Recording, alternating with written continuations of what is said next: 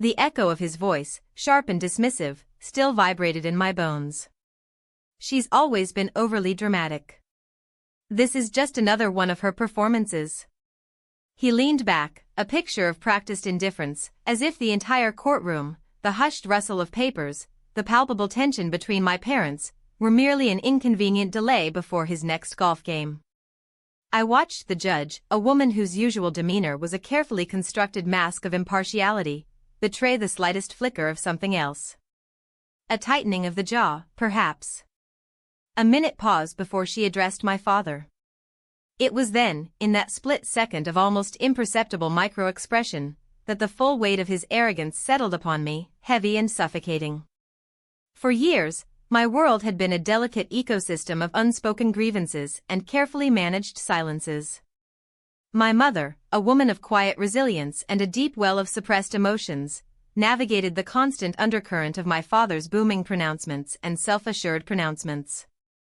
He was a man who believed the world revolved around his schedule, his comfort, and his unwavering conviction that he was always right. Even the smallest inconvenience was met with a theatrical sigh, a dramatic gesture, and a lecture on how others failed to meet his exacting standards. My mother, bless her heart, had become an expert at diffusing these explosions, her responses muted, her needs consistently deferred. I learned early on that direct confrontation was futile. It was like trying to reason with a storm. The only sensible course of action was to find shelter and wait for it to pass. There was the time, a few summers ago, when Mom had finally, tentatively, planned a small family vacation. A week at the coast, just the three of us. She'd spent weeks researching, booking the little cottage, even picking out a few books she wanted to read. My father, without a second thought, announced he had a crucial golf tournament that weekend, the one she'd carefully avoided for months. When she, her voice barely above a whisper, pointed out the pre-booked accommodation and her excited plans, he waved a dismissive hand. "Oh, don't be so rigid, darling.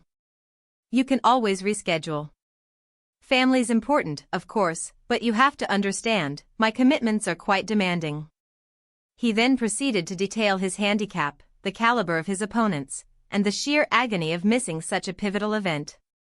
Mom spent the rest of the evening meticulously unpacking the suitcases she'd so carefully packed, her shoulders slumped, her silence heavier than any argument.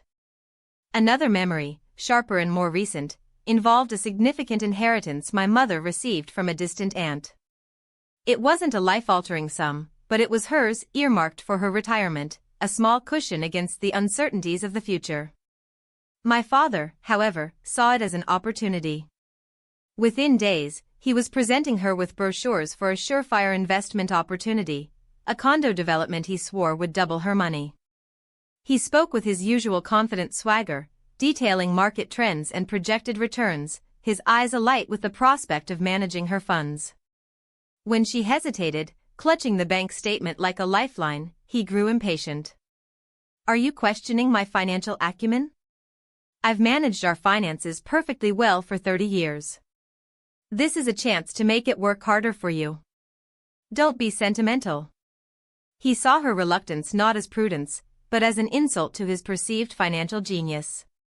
The money, of course, was eventually invested, and the returns, predictably, were negligible, leaving her with less than she started with.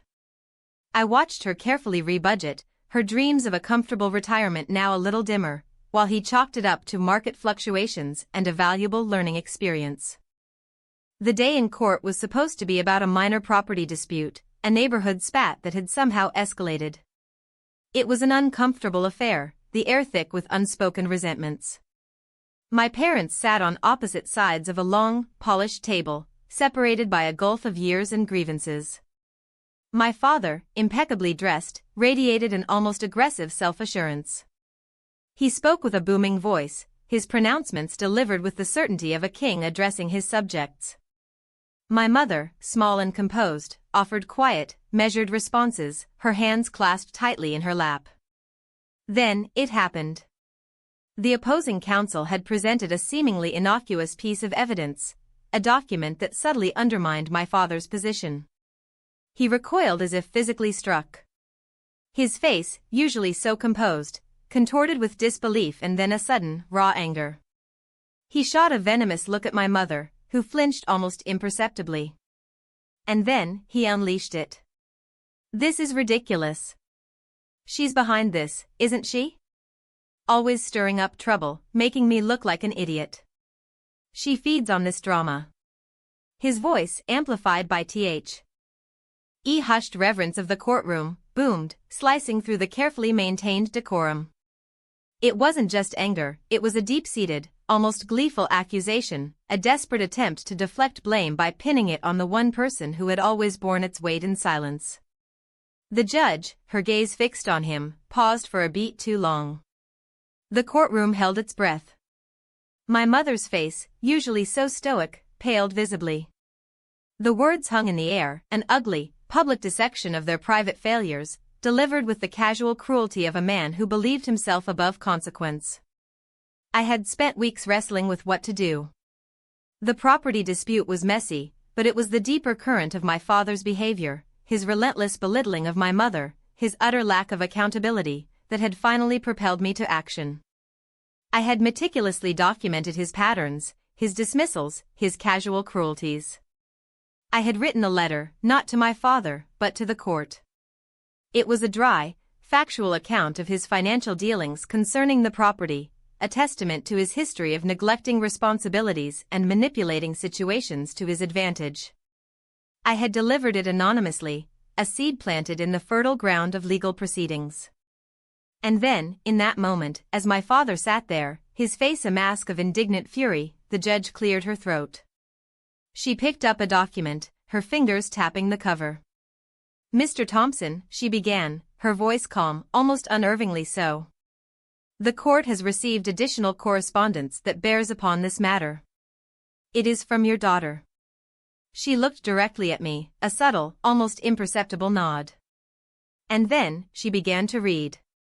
She read my words, my carefully chosen, objective sentences, detailing the history of my father's financial irresponsibility, his pattern of acquiring and then neglecting properties, his disregard for shared agreements.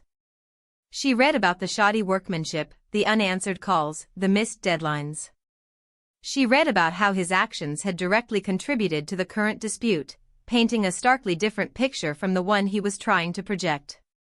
As she read, a strange thing happened. The smug confidence drained from my father's face, replaced by a dawning confusion, then disbelief. He kept looking at me, his mouth slightly ajar, as if expecting me to recant, to deny. My mother watched the judge, her expression unreadable, but I saw a subtle straightening of her shoulders. The judge's voice never wavered, but as she reached a particularly damning paragraph about a previous, similar legal entanglement, a small, almost inaudible sound escaped her. It wasn't a bark of laughter, but a sharp, controlled exhale, a brief, surprising burst of amusement that quickly subsided. The sound, however, was enough. My father's eyes widened in mortification. He slumped back in his chair, his bravado utterly shattered, replaced by a ghastly pallor. The judge closed the letter, her expression returning to its professional neutrality. "The court will take this information into consideration," she stated, her voice firm. The silence that followed was absolute, broken only by the faint scratch of my father's pen on a discarded notepad, as if trying to erase himself from the room. The aftermath was a symphony of controlled chaos. My father, his ego wounded, attempted to spin the narrative, his texts to me a frantic barrage of accusations and bewildered demands for explanation. "How could you?